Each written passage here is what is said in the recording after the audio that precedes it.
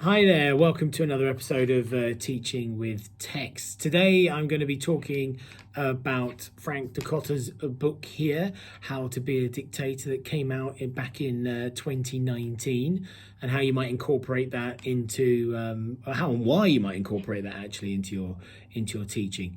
So Frank Dikotter is quite famous now, I believe, kind of getting more. He's particularly for his famous trilogy of books on Maoist China that started to come out just over a decade ago now. I believe around about sort of 2010 with Mao's Great Famine, then Tragedy of Liberation, and finally his book on the Cultural Revolution, which was around about 2016, 2017, which were well received generally. Some were, but that's enough for, I think, for another episode as to why. But generally, I think engaging, and helping, non-specialists, I think, to kind of access some of the key issues around Maoist China. But for today, I want to focus in on this book that he brought out, and I think it's actually a really good one for using with students, primarily because of its brevity. Its own each. So, for example, famous, he's got Hitler, Mussolini, Mao, Stalin, Kim Il Sung, Ceausescu, in fact, and each section on a dictator is only about sort of 30-ish pages. And again, he writes, it's a good overview, and he writes very in an accessible way, very concise. So I think students would find the text not too kind of impenetrable, as it were.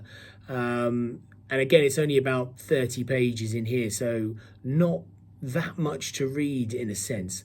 Not only, also for teachers as well, because you can quickly kind of read a section here on one of the dictators and draw out a few points. It gives usually an overview, background to their kind of rise to power, effectively, how they came into power, and then usually around consolidation of power, their sort of tactics, looks a bit at sort of domestic and foreign policy as well.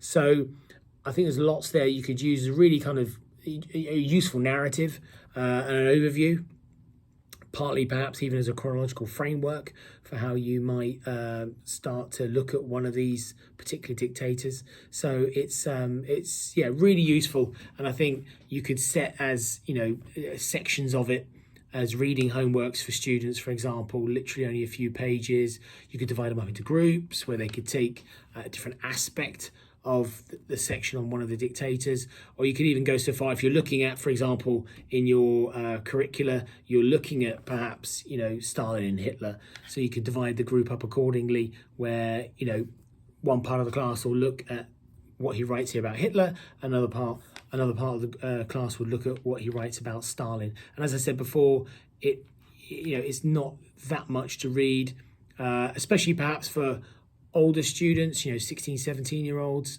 as opposed to maybe younger students.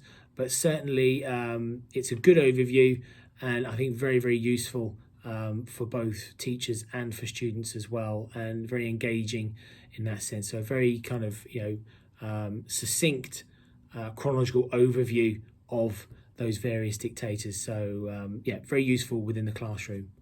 Thank you.